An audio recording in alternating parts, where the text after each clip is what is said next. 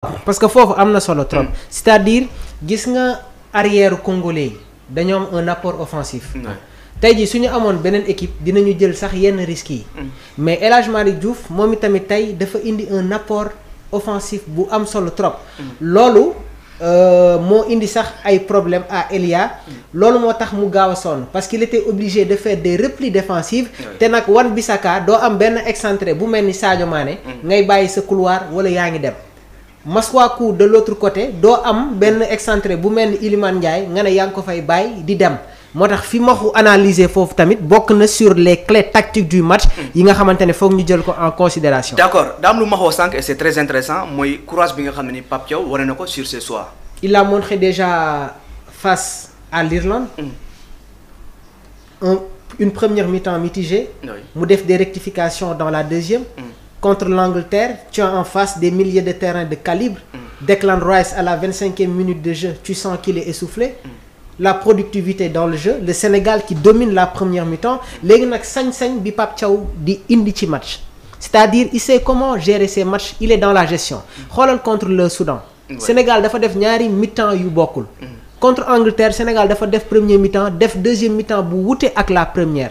Parce que dafa nangu bàyyi la balle aux Three Lions, Thomas Tuchel qui opère des changements, indi des milieux de terrain offensifs, il continue avec son milieu de terrain, ba pare nag indi ay excentré.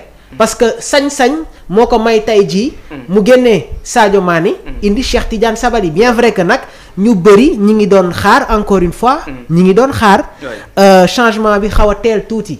léegi nag ce qu'il faut savoir mooy Pape Thiaw discute avec certains joueurs la fois dernière coach Ali bi may def émission ak moom.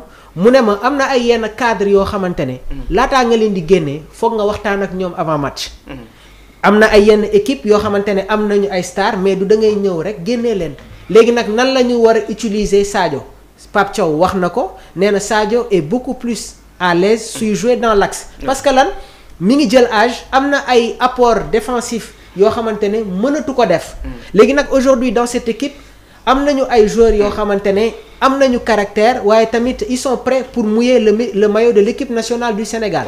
am na benn joueur boo xamante ne tey jii suñ ko amoon ci bile rencontre match bi sax mënoon na demee neneen muy Ismaïla Sarr.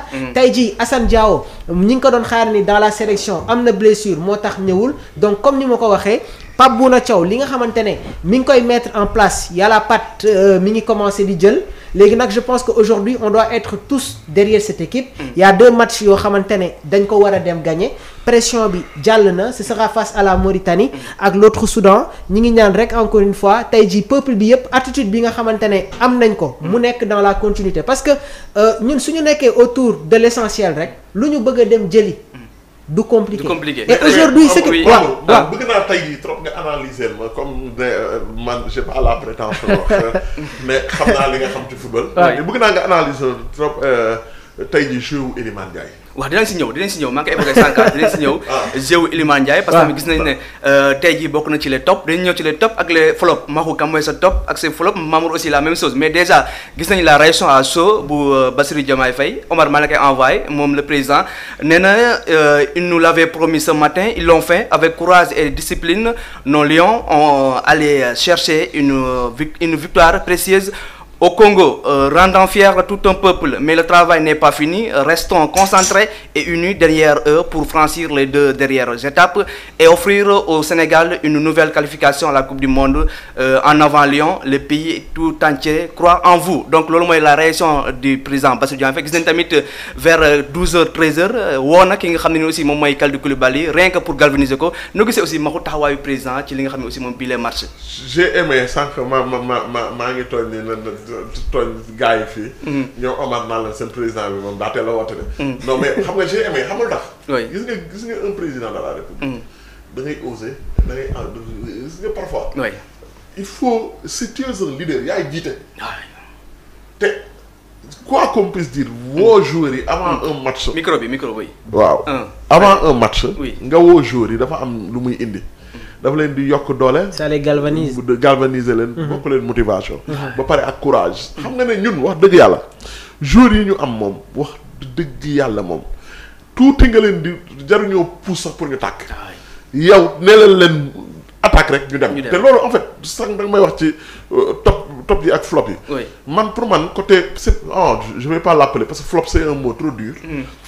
mais kenn koo xamante ni lim daan joxe jàpp naa ne il peut faire mieux parce que ñii c'est des gens yoo xam ne ku la ci génnewul tey suba dina la ci génne. muy Edouard Mendy. Edouard Mendy le gardien. Edouard Mendy deuxième bii bi sortie bi dafa hésité sortie bi dafa hésité ci génn bi. waaw dafa noonu dafa génn le deuxième bii bi. oui deuxième bii bi dafa sortie bi soo seetloo góol moom boo génnee rek da ngay jëlee bal. bu doon rombee rek ça veut dire que tu as mal calculé.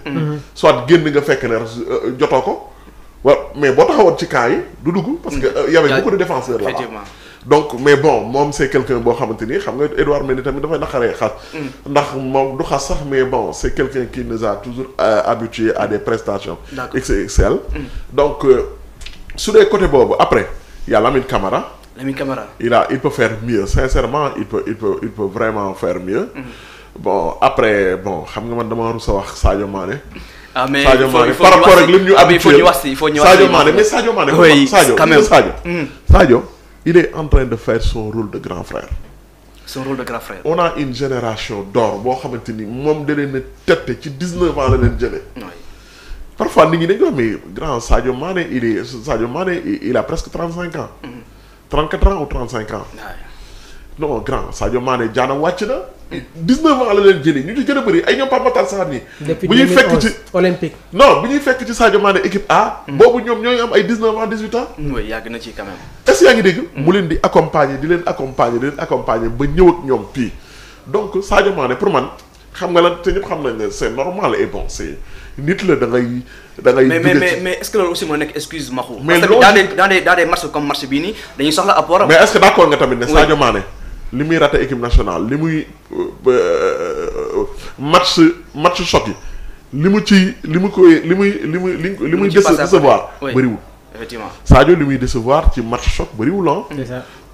mais tey jii. mais est-ce qu'il a fait un match correct. 90 minutes dans ses jambes actuellement. non pour man mu ngi football club bi il fait 90 minutes. pour man li kii wax dafa am solo. Sadio Mané il faisait partie des meilleurs ailier droit du monde ailier gauche ak droite yëpp da ciy football il faisait parce que accélération bi mu doon def bëriwul ballon au pied il est bon accélération vitesse il est bon efficacité il est bon en tant que ailier Sadio était quelques années de cela le meilleur ailier du monde. Effectivement. mais quand tu prends de l'âge xam nga boo demee ba 32 ans rek vitesse ba nga amoon dootoo ko amati. léegi xam-xam baa mën na di football mais xam nga ne Chris Messi. ba léegi ñoo ngi football mais vitesse bañ doon def. buñ jàkkaarloog nit éliminé ko mënatuñ ko tamit. alors. léegi jox naa la ñaata. jox naa la 3. waaw jox ma 3. léegi ma jox la sama top. say top waaw. waaw top moom donc da ngay jël numéro 3 je pense le numéro 3 Aladji Malick Diouf. waaw numéro 3 il a fait un bon match pour man. le bokk na tamit kii il a fait tamit un bon match pour man Gana Gueye il a fait un bon match. mais le meilleur joueur nag bon c'est sans équivoque et c'est vraiment Iliman Ndiaye. Il a été époustouflant. non sincèrement technique non c'est comme si football bi su Iliman Ndiaye doon football ak Congolais yi day mel ni temps yi nekk booy grand contre petit benn grand day ñëw jël booy yëpp duut leen def li mu bëgg a def ñëwaat. oui loolu lañ gis tey. Un très bon match de la part de Iliman Ndiaye. Mamour déjà avant ñëw ci ses top ak ses flops on va parler un peu de la réaction du président parce que gis naa ki nga xam ne moom Mamadou Dione nee na Diomaye doit faire ça à chaque match. C'est bien aussi président de galvaniser ses joueurs. Ouais, je pense que appel bi nga xamante ne def na ko ak le capitaine de l'équipe nationale du Sénégal Kalidou Koulibaly nekk na un message fort waaye tamit un soutien important. Même Kalidou quand tu l'entends parler avec son excellence. da ngay xam ne que par moment il est dans l'émotion waaye nag sas la. maanaam dañ leen yónni dañu yaakaar ci yéen et suñu njiitum réew bi muy yëkkati ay kàddu dafa commencer ci lu am solo. mooy ils seront 11 léopards vous serez 11 lions. donc le président a défini le nombre d'acteurs sur le terrain. évacuant déjà cette stress waaye tamit atmosphère bi nga xamante ne mi ngi doon régner dans le chaudron. noonu laa koy woowee parce que aujourd'hui c'était un chaudron.